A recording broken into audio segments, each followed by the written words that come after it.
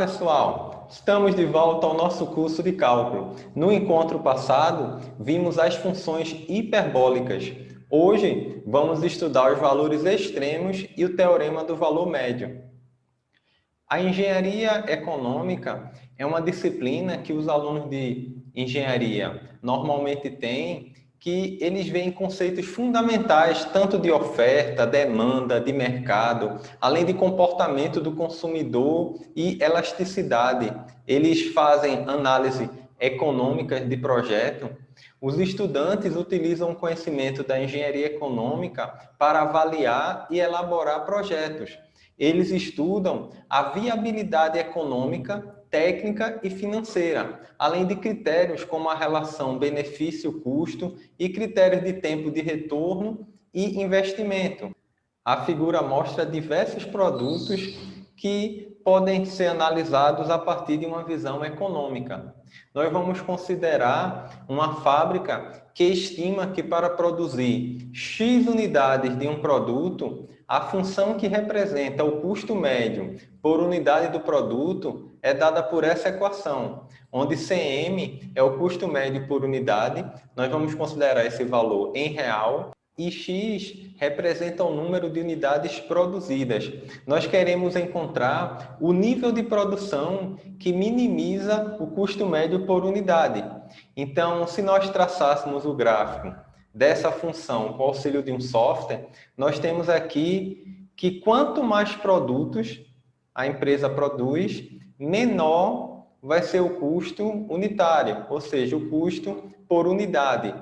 Então, talvez você esteja dizendo, então quanto mais produto eu fizer, mais o custo vai ser menor. Mas será que isso tem um limite?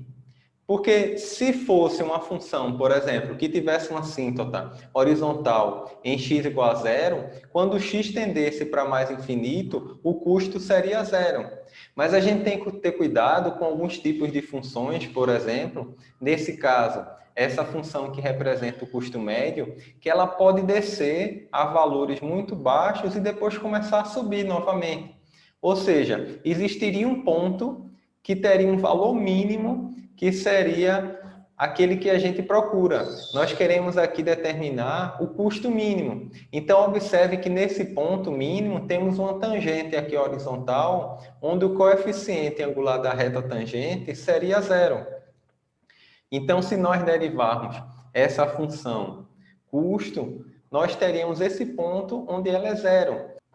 O assunto que vamos estudar hoje são os valores extremos, quando nós queremos maximizar ou minimizar algum tipo de função, por exemplo. Então, normalmente nós queremos que o custo seja mínimo, ou, por exemplo, que o lucro de determinada empresa seja máximo. Então, vamos fazer a derivada dessa função. Para facilitar, para não ter que aplicar a regra do quociente, nós vamos dividir toda essa função por x. Então, x ao quadrado dividido por x, que representa o número de unidades produzidas, ficamos com 0,003x. Se dividirmos aqui 0,05x por x, podemos simplificar, ficando mais 0,05 mais 2.700 dividido por x. Então, vamos escrever 2.700x a menos 1, uma vez que x a menos 1 é o inverso de x. E vamos derivar. Observe que temos aqui uma constante derivando em relação a x. Derivada dessa constante é zero. Temos aqui 0,0003 vezes a derivada da função identidade, que é 1. Então, ficaria 0,0003.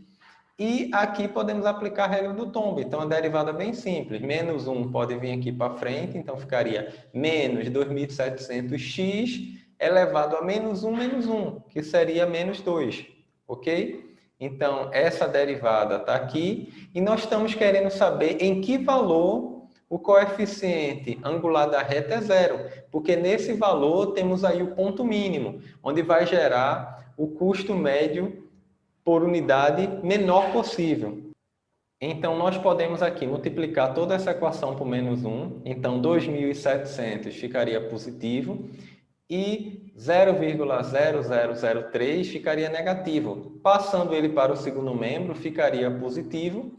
Como 2.700 está multiplicando x elevado a menos 2, nós podemos dizer que x elevado a menos 2 é x ao quadrado, aqui 1 sobre x ao quadrado, igual a 0,0003. Se multiplicarmos meio pelos extremos, nós podemos dizer que x ao quadrado é 2.700 dividido por 0,0003. Fazendo essa divisão, temos que x ao quadrado é igual a 9 milhões. Mas observe que nós queremos o valor de x. Então, tirando a raiz quadrada de 9 milhões, temos aí o valor de mais ou menos 3.000.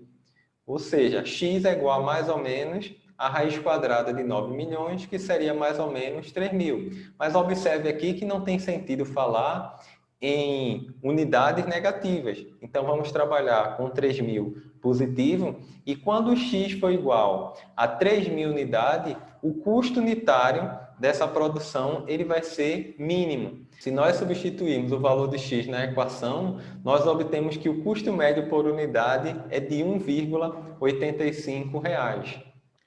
Possivelmente, vocês já utilizaram muito funções em que nós queríamos obter o máximo ou o mínimo. Por exemplo, nós queremos a pressão máxima de um sistema, ou queremos determinar o consumo mínimo de um carro, ou a velocidade máxima que um carro pode chegar. Então, você tinha uma função, então talvez no Enem ou em algum vestibular também caiu uma questão desse tipo, só que observe que lá sempre era dada uma função do segundo grau, ok? Então temos aqui uma função de segundo grau, cujo gráfico é uma parábola, fazendo aqui de forma geral, o vértice da parábola estaria aqui, um eixo de simetria, e observe que essa parábola ela tem o A maior que zero, ou seja, a concavidade dela é voltada para cima. Então, ela teria um ponto de mínimo.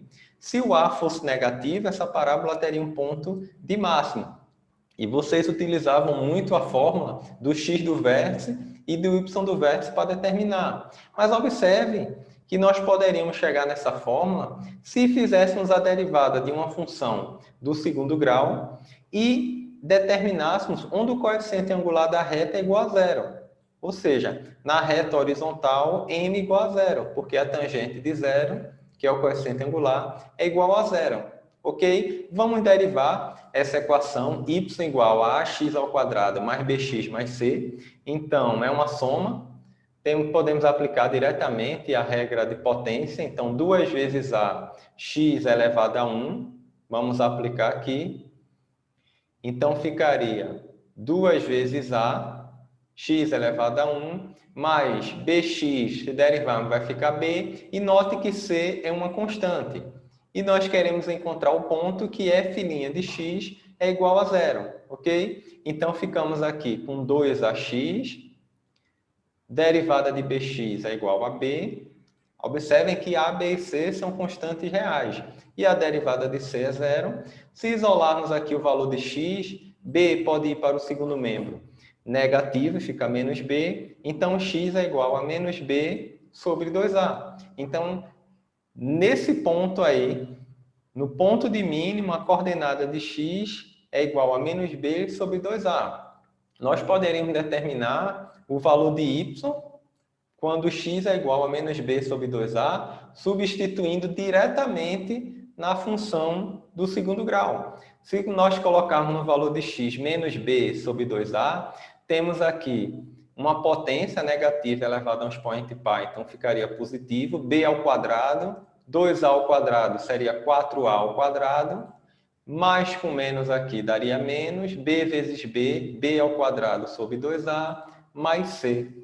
Podemos aqui simplificar esse a com a ao quadrado, ficaria 4a aqui no denominador, e vamos tirar o MMC de 4a e 2a, que seria 4a. Se dividirmos 4a por 4a, seria 1 vezes b ao quadrado, ficamos com b ao quadrado, menos 4a dividido por 2a seria 2, vezes b ao quadrado, ficamos com menos 2b ao quadrado. E aqui no c temos 1 no denominador, 4a dividido por 1 seria 4a, vezes c, ficamos com mais 4ac. Temos aqui dois termos semelhantes, então b ao quadrado menos 2b ao quadrado. Ficamos com menos b ao quadrado mais 4ac dividido por 4a. Se colocarmos o menos 1 em evidência, ficamos com menos b ao quadrado menos 4ac. Se você multiplicar aqui menos vezes b ao quadrado dá menos b ao quadrado, e menos com menos daria mais 4ac. Então, não alteramos essa equação, mas lembre-se que b ao quadrado menos 4ac é delta. Então, ficamos com menos delta sobre 4a. Então, está aí uma fórmula que vocês utilizaram muito no ensino médio, que o x do vértice de uma parábola é dado por menos b sobre 2a e o y do vértice dado por menos delta sobre 4a. E vocês otimizavam problemas utilizando essas equações. Mas lembrem-se que ficava limitado apenas para problemas quadráticos, ou seja, problemas que envolviam funções quadráticas, funções do segundo grau. Agora que vocês conhecem regras de derivação, você pode aplicar esse conceito para as diversas funções. Funções trigonométricas, funções hiperbólicas, funções exponenciais, logaritmas. Então, nós podemos calcular máximos e mínimos de qualquer função que vocês consigam derivar, ok? Os valores máximos e mínimos da função são chamados de valores extremos. Então, nessa função, nós vamos determinar esses valores. Observe que essa função toca duas vezes no eixo x. Então, essa função tem duas raízes reais e duas delas são complexas. Ok? Então, tem um par de raízes conjugadas complexas e duas raízes reais. Observe que essa função vem de lá de mais infinito, passa aqui no zero da função, vai até um valor mínimo, depois sobe novamente, passa aqui no ponto 5, que é onde toca o eixo y, mais 5, desce novamente até determinado valor e começa a subir novamente até mais infinito. Então, observe que temos três lugares em que a derivada é zero, em que o coeficiente angular da reta tangente é zero. Temos aqui nesse ponto, então observe que ela vem até um valor mínimo, depois começa a crescer até um valor máximo, depois volta para um valor mínimo e começa a crescer indefinidamente. Ok? Observe que nós vamos agora introduzir o conceito de máximo local. Ou seja, essa função ela chega aqui no valor máximo, mas observe que esse valor máximo é local ou relativo. Por quê? Depois, quando ela descer e subir novamente, ela vai subir indefinidamente e não teria mais um valor máximo. Já o valor mínimo, temos aqui um mínimo local, que ela desce até esse valor mínimo, e temos um outro mínimo local aqui. Mas observe que entre esses dois mínimos, é como se esse ponto aqui, na realidade, ele é o mínimo dos mínimos. Então, esse mínimo local também é um mínimo absoluto ou global. Não existe nenhum valor da função que é menor que ele. Então, temos aqui mínimos locais e podemos ter um mínimo global. A mesma coisa poderia ser com o máximo. Podemos ter umas funções vários máximos locais e ter um máximo global. Mas nesse caso específico, nós não temos o máximo global, uma vez que a função está indo para mais infinito. Ok? Fermat enunciou um teorema bem interessante. Pierre Fermat é um advogado francês que viveu no século XVII, mas é bem interessante que nas horas vagas ele gostava bem de matemática. Então, mesmo sem querer aparecer muito, Pierre Fermat deixou uma boa contribuição para a matemática. Então, esse teorema é conhecido como Teorema de Fermat. Se a função tiver um valor máximo ou um valor mínimo local em um ponto C, e se f' de C existir, ou seja, se existir a derivada nesse ponto, com certeza essa derivada vai ser zero. A derivada no ponto C vai ser zero. Então, observe que onde tem máximos ou mínimos, a derivada aqui é zero.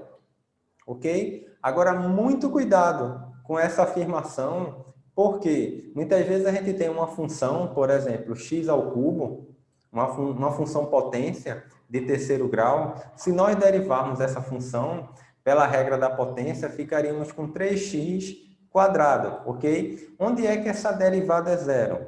temos aqui f' de c igual a zero em x igual a zero, ou seja, em c igual a zero. Então, teríamos aí que f' de c igual a zero em x igual a zero.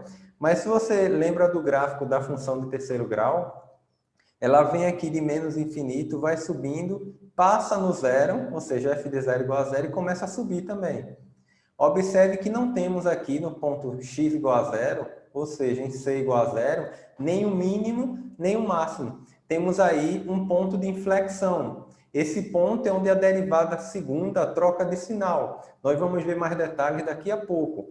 Nesse ponto, o gráfico vem com a concavidade voltada para baixo e quando passa em zero, sua concavidade muda e fica voltada para cima. Ok? Um outro gráfico bem interessante é a função f de x igual a módulo de x. Se você observar, essa função ela é contínua em todo o seu domínio, mas nós estudamos em aulas anteriores que a derivada f' de x no ponto x igual a zero, ou seja, f' de zero não existe, uma vez que o limite pela direita é diferente do limite pela esquerda nessa derivada. Então, essa função não é diferenciável no ponto x igual a zero. Nós vimos que ela tem uma quina, um bico, né, em x igual a zero. Mas observe que a função modular, o menor valor que ela pode dar é zero, é um valor mínimo. E ela sobe à medida que x vai aumentando e cada vez mais ela também vai aumentando à medida que x vai diminuindo. Então, esse ponto aqui seria um ponto de mínimo global, é o menor valor dessa função. E ela não teria um valor de máximo, ok? Nem o máximo local, nem o máximo global. Veja que ela vai subindo e não tem nenhum ponto de máximo. Assim como a função y igual a x ao cubo, ela também não tem um máximo global, nem um mínimo global, tá? Você observar na curva. Ok? Então, f' de zero, nós vimos que não existe, porque temos aqui uma quina. Agora, é bem interessante. Mesmo onde a derivada não existe em determinados pontos, nós podemos ter valores máximos ou mínimos. Então, essa condição de f' de c igual a zero, proposta no Teorema de Fermat, observe que ela não é suficiente para que tenhamos máximos e mínimos. Ela é necessária se a função tem máximo e mínimo e a derivada existe nesse ponto, essa derivada f' de c vai ser igual a zero. Mas nós vimos que não necessariamente, sempre quando nós temos uma derivada primeira igual a zero, nós vamos ter um ponto de máximo ou mínimo. E esses pontos também podem aparecer onde a derivada não existe. A esses pontos nós chamamos de pontos críticos ou números críticos. Porque esses pontos aqui, ó, C pertence ao domínio da função, e esses pontos críticos serão onde a derivada não existe, ou seja, f' de x no ponto não existe, ou onde a derivada é zero, ou seja, os pontos que a derivada é zero. Então, com esses números críticos, você vai poder determinar os máximos e mínimos locais e também os pontos de inflexão, se existirem. Ok? Então, nós vamos ver um teorema do valor extremo que é bem interessante para compreender esse conceito. Imagine agora que nessa função de quarto grau, nós temos agora um intervalo fechado. Essa função é contínua. Então, se a função é contínua em um intervalo fechado, vamos considerar esse intervalo aqui que vai de um A a um B, fechado à esquerda e fechado à direita, sempre vai existir um valor mínimo absoluto e um valor máximo absoluto para esse intervalo. Ok? Então, o que diz o teorema do valor extremo? Observe que a função agora tem início e fim e ela é contínua. Então, nós podemos determinar sempre o valor máximo ou o valor mínimo nesse intervalo. Observe que a função como um todo, no seu domínio, ela não tem o máximo global, ou seja, o máximo absoluto. Mas no intervalo sempre vai existir um máximo e um mínimo absoluto, que seria o maior valor do intervalo, seria o valor máximo absoluto, e o menor valor do intervalo seria o valor mínimo absoluto. Esse valor máximo e valor mínimo absoluto, lembrando que também é chamado de global, ok? Temos aqui os números críticos. Nós vimos anteriormente que onde a derivada é zero e onde ela não existe são pontos críticos. Então, nesse intervalo, se nós determinarmos os pontos críticos e nós determinarmos f de A e f de B nas extremidades do intervalo, ou seja, o valor de y nas extremidades do intervalo, nesses 4 pontos vão estar o máximo absoluto e o mínimo absoluto. Se nós observarmos aqui nesse primeiro intervalo, o maior valor que dá é nesse ponto aqui, ok? E nesse ponto é onde f' de C é igual a zero. Temos aí um máximo absoluto, um máximo global. Já o menor valor para esse intervalo, se você observar aqui, ao longo desse intervalo, o menor valor seria aqui na extremidade do intervalo, ou seja, em A. Então, se nós fizermos f de A, vamos ter o mínimo absoluto global.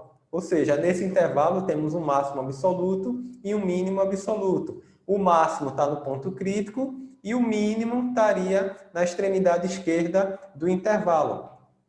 Já se nós ampliarmos esse intervalo, vamos ver agora que a função ela vem aqui desse ponto, vem até um valor mínimo, depois começa a subir, chega a um valor máximo, começa a diminuir de novo, vem até um valor mínimo local aqui e começa a subir até esse ponto do intervalo. Então, esse ponto aqui, você observar, está acima desse máximo local. Então, a extremidade direita do intervalo seria o máximo absoluto, ou o máximo global, ok? Então, em f de b estaria o máximo global. E se você observar aqui nesse ponto, teríamos o mínimo global.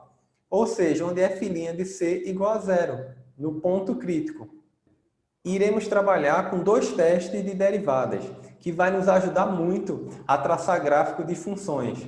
Vamos considerar uma função que ela é contínua no intervalo fechado AB e ela é diferenciável, ou seja, ela é derivável no intervalo aberto AB. Essa função ela pode ser crescente ou decrescente para todo x nesse intervalo. Ok? Se a derivada primeira ela é maior que zero, temos que essa função é crescente para esse intervalo. Note que derivadas positivas, elas possuem retas tangentes com coeficientes angulares maiores que zero, ou seja, são funções crescentes. Então, a função também vai ser crescente.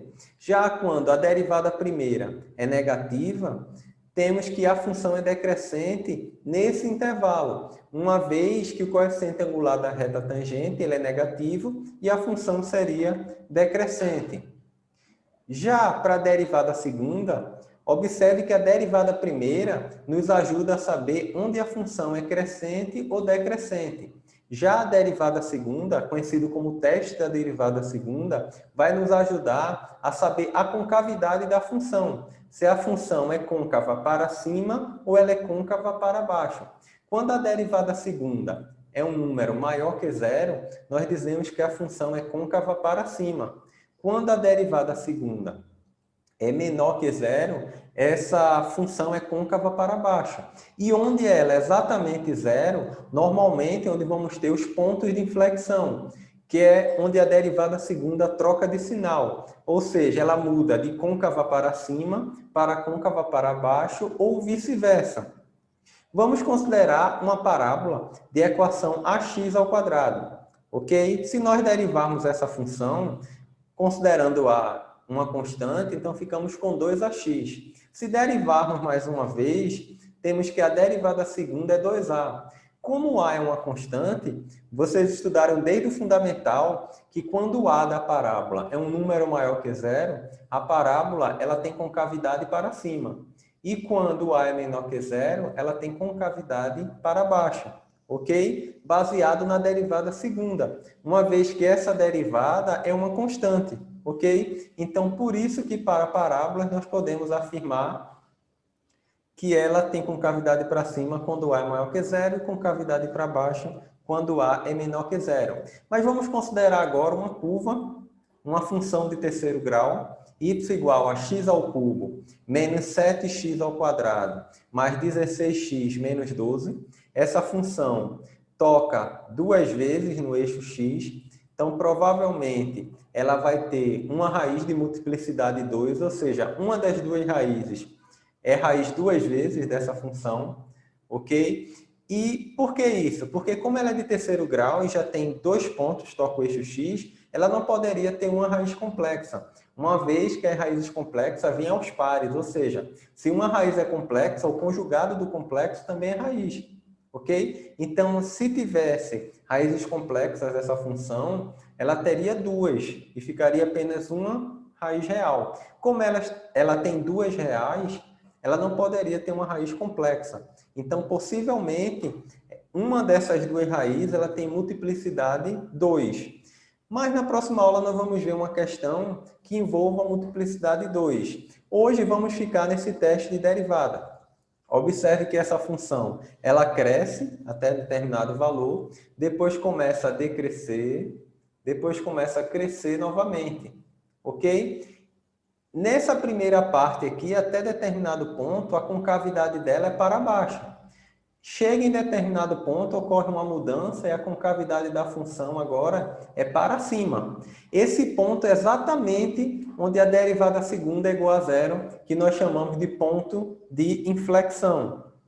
Ok? Então, temos aqui, vamos juntar aí o teste da primeira derivada com o teste da segunda derivada. Gostaria que você sempre ficasse ligado que apenas a primeira derivada, ela fala muita coisa, mas não fala tudo da função.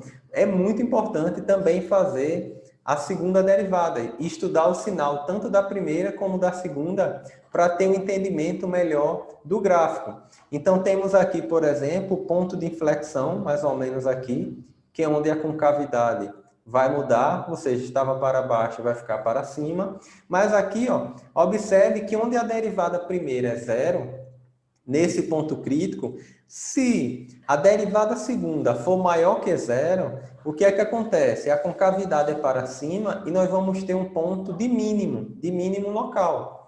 A gente afirma que ele é um mínimo local, ele pode até ser um mínimo absoluto, mas inicialmente a gente trata ele como um mínimo local. Já se a derivada primeira for zero e a derivada segunda for menor que zero, próximo a esse ponto, o que é que acontece? Temos agora um valor máximo. Como a concavidade está para baixo, ela vai subir até um valor máximo e temos aí um ponto de máximo local, ok? Agora, quando a derivada segunda ela é igual a zero, nós vimos que vamos determinar o ponto de inflexão. Mas muito cuidado, que esse ponto só será de inflexão, normalmente, quando a derivada primeira nesse ponto for diferente de zero. Ok? Então, para ser realmente um ponto de inflexão, a derivada segunda tem que ser zero, mas a derivada primeira nesse ponto tem que ser diferente de zero. Por quê? Se os dois forem iguais a zero, vamos ter uma indefinição. O ponto onde a derivada primeira é zero e a derivada segunda é zero é um ponto de indefinição. Por quê? Porque ele pode ser um ponto de máximo, um ponto de mínimo ou até mesmo um ponto de inflexão, como nós vimos na função y igual a x ao cubo. Observe que nessa função que nós estudamos, nós temos aqui, para esse caso que estamos estudando, uma indefinição. É como se fosse, uma analogia, um limite indeterminado, porque ele pode dar máximo, mínimo e inflexão. Então, o que é que a gente aconselha? Por exemplo, para x ao cubo, se nós fizermos a primeira derivada, como tínhamos feito anteriormente, dá 3x ao quadrado. E a derivada segunda dá 6x, ok? Onde é que a derivada primeira é zero? Quando c é igual a zero. Mas na derivada segunda também vai dar zero. Quando x é zero, daria a derivada segunda f duas linhas de zero igual a zero. Ou seja, quando a derivada primeira é zero e a derivada segunda, temos uma indefinição.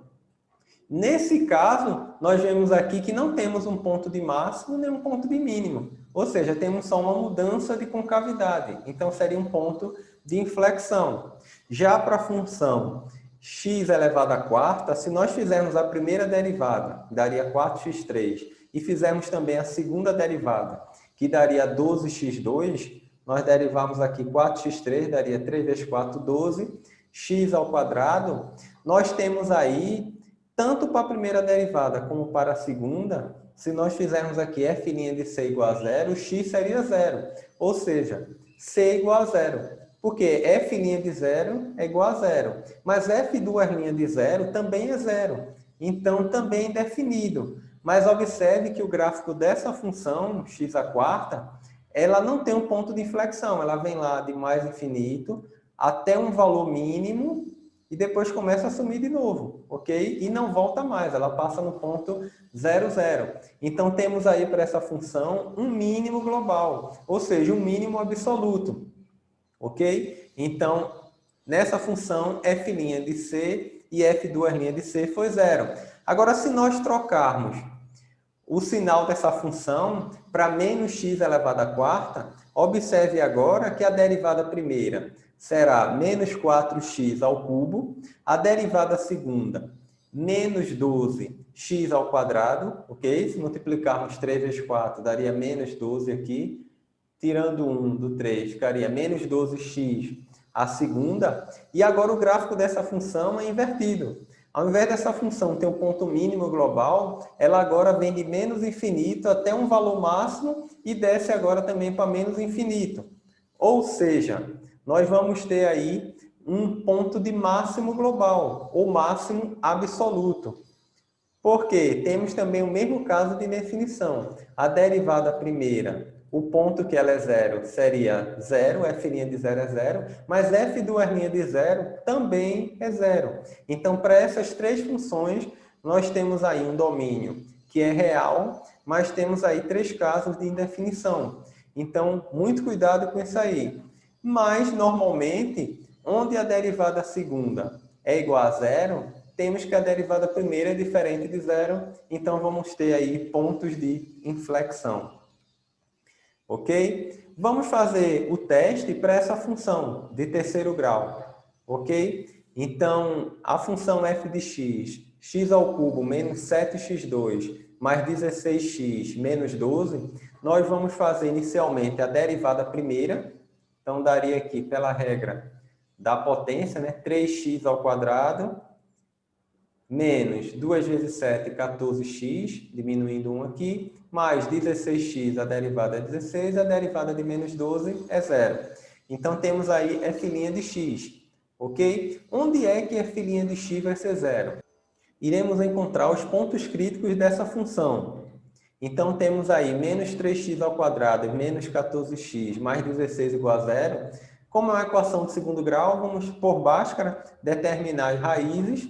Então, temos aí que x é igual a menos b, então menos com menos dá mais, 14, mais ou menos a raiz quadrada de b ao quadrado, menos 4ac, sobre 2a. Observe que a é igual a 3, então ficaríamos com 2 vezes 3, 6. E aqui temos 14 ao quadrado, 196, menos 4 vezes 3, 12. 12 vezes 16, 192, que daria a raiz de 4, que é 2. Então, ficamos com x' igual a 14 mais 2 sobre 6, que daria 16 sextos, que é igual a 8 terços, 2,67, primeiro valor de x. O segundo valor de x seria 14 menos 2, dividido por 6, 12 sobre 6, teríamos aqui x igual a 2. Então, temos aí dois pontos críticos. Observe que em x igual a 2, no gráfico, e em x aproximadamente 2,67 aqui, temos aí tangentes horizontais. Então, vamos ter aí pontos de máximos e mínimos. E vamos fazer a derivada segunda. Se derivarmos f' de x novamente, ficamos com 2 vezes 3, 6x, menos 14, derivada de x é 1, derivada da constante 16 é 0. Se fizermos onde a derivada segunda é 0, vamos determinar o ponto de inflexão. Então, x seria igual a 14 sextos, que seria 7 terços, aproximadamente vai dar 2,33. Observe que nesse ponto temos aqui uma função de primeiro grau, f' de x é uma função de primeiro grau, que à direita de 2,33, essa função tem sinal positivo. Quando nós estamos à esquerda, ela tem sinal negativo, uma vez que essa função ela é crescente. Ok? Então, vamos fazer uma análise. Se nós observarmos aqui, esse ponto de inflexão 2,33 ele aparece aqui entre 2,2 e 2,4, x é igual a 2,33. Então, temos aqui o ponto de inflexão. Se você quiser saber o valor de y desse ponto, é só substituir na equação original, né? Não se esqueçam disso. Pega o ponto de inflexão e substitui em f de x para encontrar y. Já esse ponto aqui, 2,67, observe que ele tem uma tangente horizontal, m igual a zero aqui, mas ele é um ponto de mínimo. Por que ele é um ponto de mínimo local? Porque se você observar, quando é que temos o mínimo local? Onde f' de c igual a zero. Nós encontramos 2,67. Mas f' de c tem que ser maior que zero. Note que 2,67 está à direita de 2,33. Então, ele tem um sinal positivo. Então, confirma aí os testes da derivada primeira e segunda. Também outro detalhe interessante é que quando x é igual a 2, nós temos agora aqui um ponto de máximo. Percebe que a função é crescente e vai subindo até um valor máximo e depois começa a decrescer. Quando x é igual a 2, nós também temos agora que f' de c é igual a zero. F' de 2 é igual a zero, que é o que nós determinamos a partir da equação do segundo grau. Mas 2 está à esquerda de 2,33. Então, f' de c é menor que zero. Então, temos aí agora um máximo local. Ok? Observe que essa função não tem nem máximo nem mínimo global dessa vez. Por quê? Se você pegar todo o domínio, ela vai subir indefinidamente. Então, sempre vai ter um valor máximo maior do que um valor máximo. Então, ela tem apenas máximos e mínimos locais. Da mesma forma, o valor mínimo dela é menos infinito. Sempre vai ter um valor menor do que qualquer valor. Então, o mínimo é um mínimo local. Nós poderíamos até determinar o máximo e o mínimo global, desde que nós determinássemos um intervalo fechado. Aí, como nós vimos, o teorema do valor extremo, teríamos máximos e mínimos globais. Ok? Então, temos aí os nossos 3 pontos. Esses pontos são chamados de extremos relativos. Ok? Então, o máximo e o mínimo local também é chamado de extremo relativo. Quando ele é global, ele também é chamado de absoluto. E temos aqui o ponto de inflexão, né? Esse aqui é ponto de inflexão, que seria 2,33, onde a função muda de concavidade. Observe que ela vem para baixo. Quando passa em 2,33, a concavidade agora é para cima. Também note que com a primeira derivada, se nós fizermos o estudo dessa função, nós vamos ver onde ela é crescente, onde f' de x for maior que zero, e onde ela é decrescente, ok? Então, na próxima aula, nós vamos traçar alguns gráficos, vamos esboçar gráficos usando toda a teoria que estudamos hoje. Um teorema também bem importante, bem legal, é o teorema do valor médio. Nós vamos considerar que uma função é contínua em um intervalo fechado AB e diferenciável em intervalo aberto AB. Então, essa função é contínua no intervalo fechado e ela é diferenciável ou derivável no intervalo aberto. Então, se a função é contínua, com certeza vai existir um número C que pertence a esse intervalo entre A e B, tal que f' de C é igual a f de B menos f de A dividido por B menos A. Ok? Esse teorema, ele é bem interessante. Ele foi enunciado pela primeira vez por Lagrange, que é um matemático italiano. Lembram de Lagrange? Foi aquele que criou essa simbologia para a derivada do linha. Temos a f', graças a Lagrange, né? Então, esse matemático enunciou esse teorema. Imagine que você vai fazer uma viagem de 140 quilômetros e durante 2 horas você faz esse percurso de 140 quilômetros. Se fôssemos determinar a velocidade média do automóvel, ficaria 140 quilômetros dividido por 2, que daria uma velocidade média de 70 quilômetros por hora. O que é que esse teorema quer dizer em outras palavras? Que f' de C aqui representa a velocidade instantânea e aqui a velocidade média. Nós podemos dizer que se a velocidade média foi 70 km por hora, em algum momento, pelo menos uma vez, a velocidade instantânea é 70. Ok? Vou repetir. Se você tem uma velocidade média de 70 km por hora, em algum momento a velocidade instantânea vai ser 70 km. Ou uma vez, pelo menos uma vez, ou uma ou mais de uma vez. Ok? Então esse teorema é bem interessante. Temos aqui também um teorema preliminar proposto por um matemático chamado Michel Rollet. Esse era um matemático francês. Então esse matemático propôs, então aí uma versão preliminar do teorema do valor médio que diz: se a função é contínua no intervalo fechado e diferenciável no intervalo aberto AB, agora nós estamos considerando que f de B igual a f de A. Se f de B for igual a f de A, nós iríamos aqui, f de A menos f de A daria zero, ok? 0 dividido por B menos A daria zero. Então, temos que f' de C é igual a zero. Isso ilustra para a gente aqueles problemas que vimos em física. Quando é que o móvel muda de sentido? Imagine que nós agora estamos indo em linha reta, chegamos em determinado ponto e voltamos. Nós teríamos que parar e voltar, ou seja, a velocidade seria zero na hora que a gente vai e volta para o mesmo lugar. Não vale pensar no caso de um círculo. Se a trajetória é circular, nós não precisaríamos parar para voltar para o mesmo lugar. Mas se é em linha reta, é uma trajetória retilínea, você teria que ir, parar e voltar. Onde o móvel muda de sentido, a derivada seria zero. Ok? Então, vemos aqui nesse gráfico que no intervalo fechado A e B, nós temos aqui um valor de C, tal que f' de C igual a zero. Quando f de A igual a f de B, temos aí a tangente horizontal. Esse gráfico também poderia estar com concavidade invertida ou ser uma função constante também horizontal, que nós teríamos que f' de C igual a zero. Uma aplicação bem legal do teorema do valor médio é para a corrente alternada. Lá em eletricidade, a corrente se comporta, a corrente alternada, como uma senoide. Então, temos aqui a corrente em função do tempo.